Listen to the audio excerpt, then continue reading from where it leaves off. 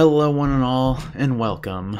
I am your host Chris, and today I'm going to show you how to make a 7 days to die server. To start this off, we need our IPv4 address, as well as our default gateway, which is a variation of our IPv4 address. To do that, just start up your command prompt. You can get to this in Windows 7 by just hitting the start bar here and typing in command, like so. It'll pop right up in programs there. In Windows 10, I'm pretty sure you can bring up the run bar with the Windows button and R, and it should pop right up and you can type in command prompt, the full thing, and then this should come up still. In Windows 8, I believe it's pretty much the same thing as well.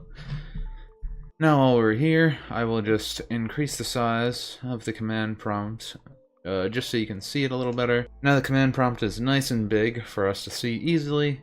Right here, of course, is where we're going to type in our information. The information that we need to type in here is ipconfig. This will just show us our local IP information that we will need to start up the server, as well as port forward. Get all that stuff ready so it can go online. You'll just hit enter on this. I'm going to block out my address information just for privacy. You'll notice the screen on the side over here is going to be cut off. Don't worry about that. The information will come up for you as long as you type this stuff in. So now I'm just going to hit enter on this. Now, as you can see, all of the information has popped up. I'm just going to look here, default gateway. This is what we're going to be typing into the web browser. You might see a whole bunch of numbers and letters. You do not want the numbers and letters. That doesn't matter. You want the thing that will be directly under it. This might not be the same for all of you, but you should see a number like right down here to the side. As well, the other number we need is the IPv4 address. So you need IPv4 address and a default gateway. Do not get this one confused with this one. They are two different numbers. The IPv4 address is for port forwarding. The default gateway is to get into your modem or router. Now we'll move on to that part. Now to continue this process, we need to port forward. To port forward, we need to access our modem or router control panel.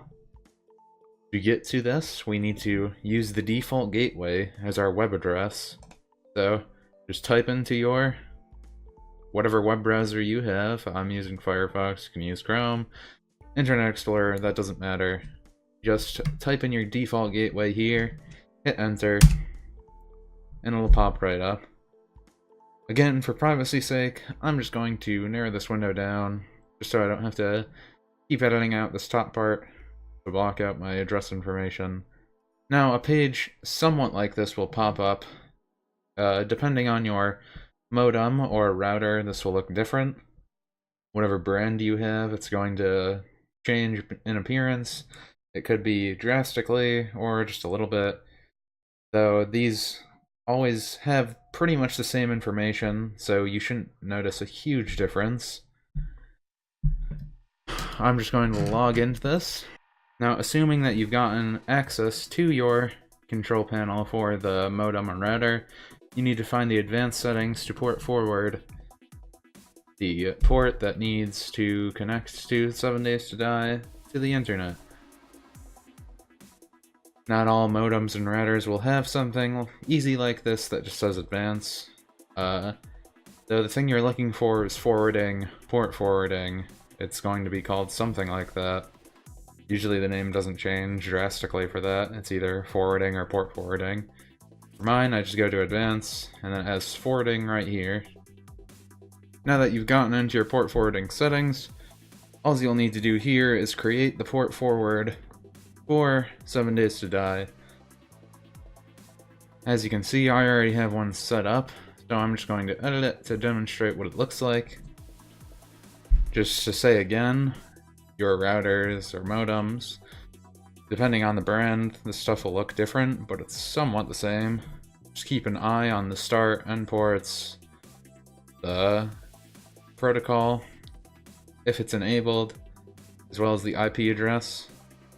Make sure you remember the differences between those, because even if they look different depending on the brand, this stuff is input pretty much the same way. Everything should be called something similar.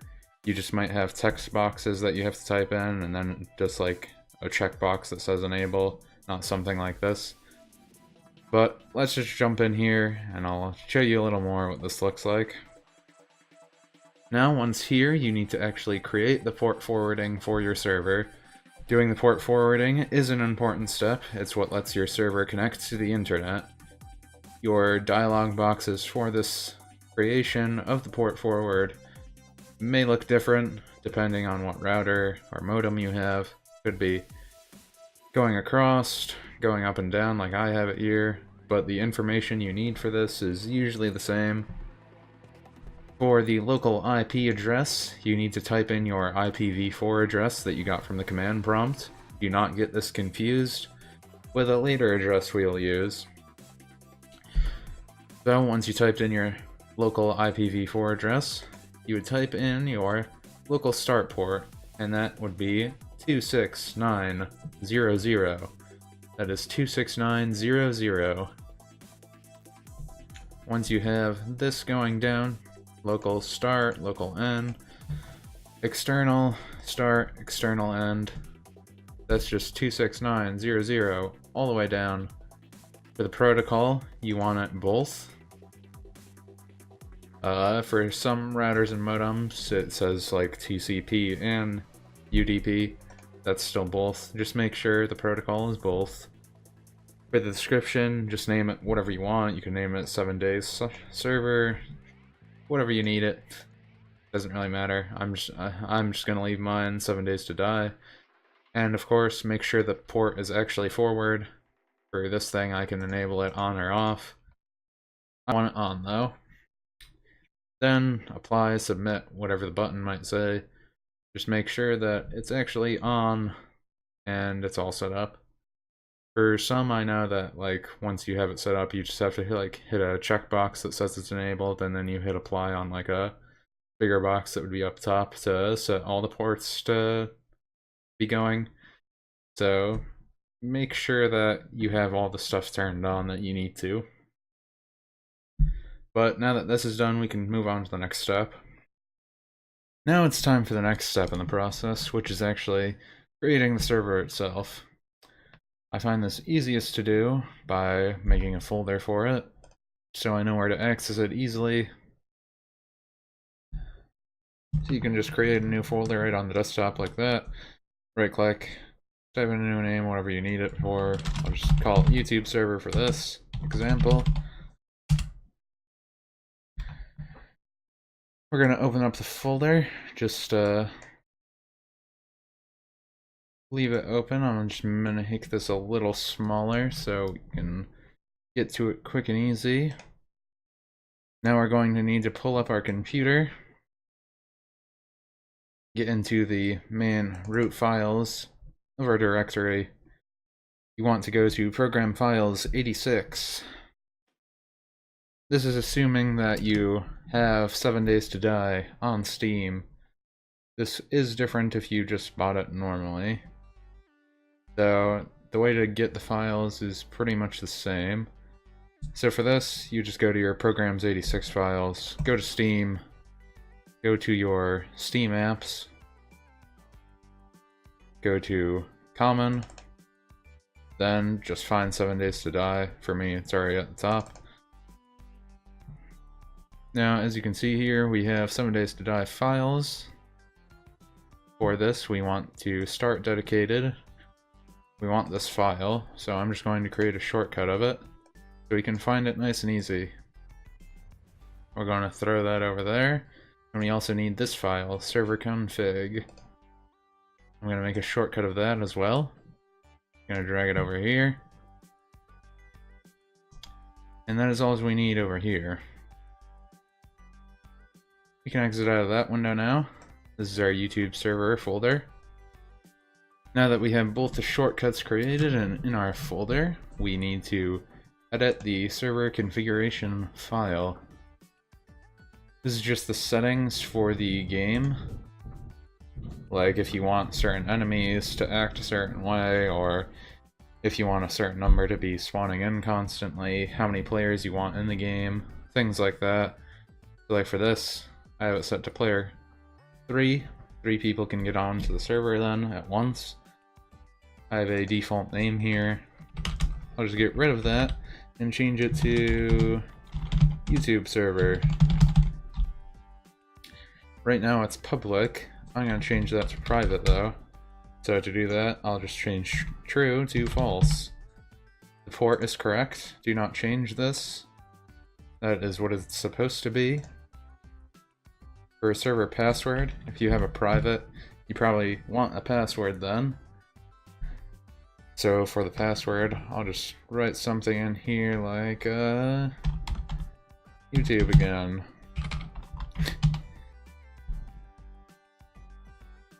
Then for this, I'll say, hey, this server actually works.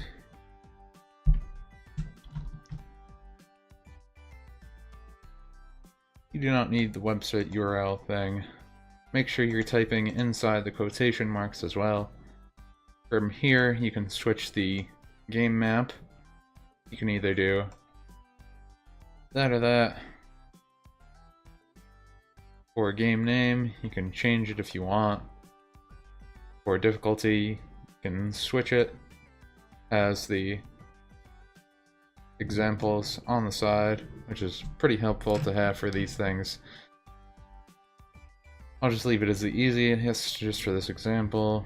You can change zombies if they run or not, building damage and creation, things like that, day length, daylight length, etc. Now this is the actual control panel for your server. This part, this is important. I would suggest changing this to true. You don't need to do it, but it is helpful to make sure your server is actually working. And for this video, I'll just change this password to something basic. I'll just name it YouTube. For this stuff, you don't need anything here if you don't want to use it. Pretty much the same ideal as it's pretty much the same idea as this thing. Those things not too important, just other settings. You can read through these things yourself. They have the things on the side to tell you what they do, what's what. Just make sure you're editing the inside the quotations, like I said. Now once you have all that done, you can make the save file for them, whatever you need. I have it set to the folder I just made. Actually, did not. That was an old folder that I made a little while ago. I'll just switch that.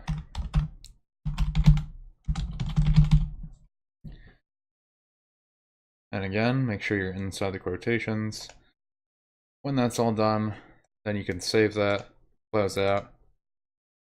Now you can actually start the server up. It has its own waiting thing. You don't need to worry about this. You can just press continue through it. Now the server is running in the background. It is on the task manager. You can just press enter and that closes out. But the server is running. If I bring up my task manager here, you can see 7 days to die.exe is running. That is the server. So if you are not sure if it is running or not, you can just pull up the task manager. I'm not sure what way you pull up the task manager in Windows 8 and Windows 10, but for Windows 7, all you have to do is right click on the taskbar and you can go up to Start Task Manager. But yeah, once you're done with that, the server is currently running. I'm going to show you now how to access the server control panel. Now for our next step, we need to access the actual control panel to our server, like I was just mentioning. To do that, we need to get on our web browser, like so. Go to our web bar and type in localhost colon 8080.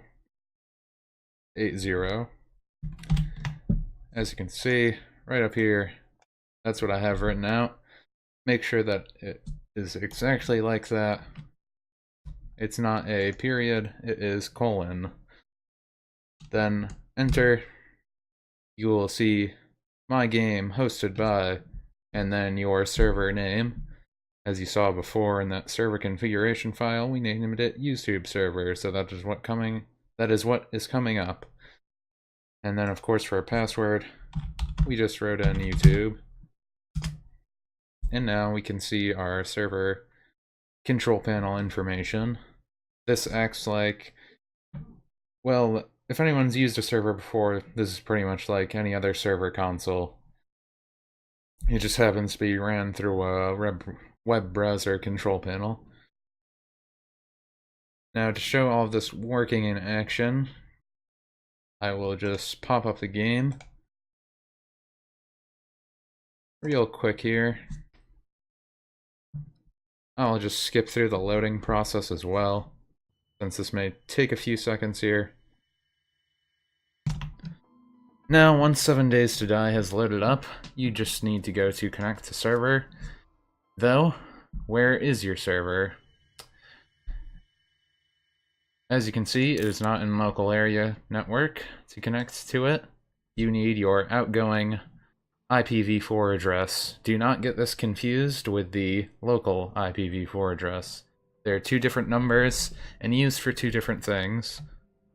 Please do not get them confused, or else you will probably not be able to use your server. Now, to find the outgoing IPv4 address, you can just usually search it up on Google, just type in outgoing IPv4 address, and it should come up. I usually just use the port tester, which I have up right here. My outgoing IP address is right down here. Nice and easy to find. I will add a link in the description to this website if you want to use it. I just find it pretty quick to use. So all you want to do here is just copy your IPv4 address, the outgoing one. Then you can come back over to 7 Days to Die and write in the IP box right here.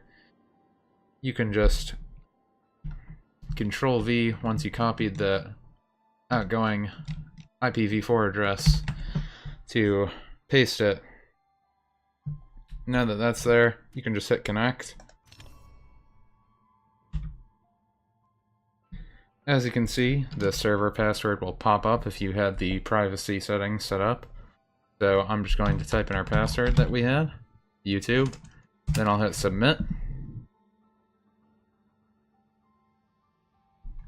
Now as you can see over here, it'll start loading me up in both.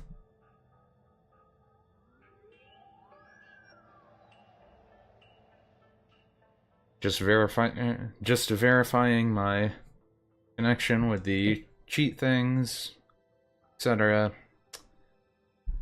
Now it's actually loading in the game. As you can see, my ID came up for my Steam, the blur, press to enter the game, time enter, etc.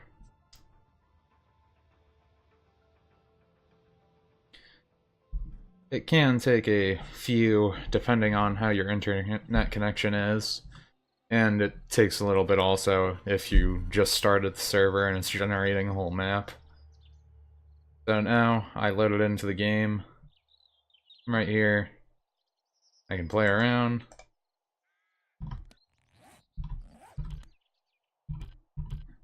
And yeah, as you can see over on this screen, it says I joined in. All that good stuff. And now when I exit, it'll say that as well.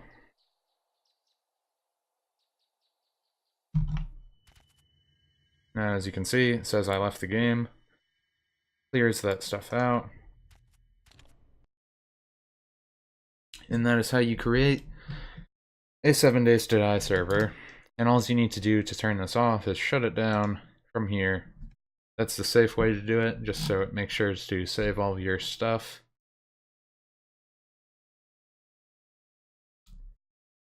As well, you can just go to the task manager if you don't want to do that step, and you would just have to go to the 7 days to die one and hit end process. So yeah, I hope this helped, and I hope you guys enjoyed. Thanks for watching.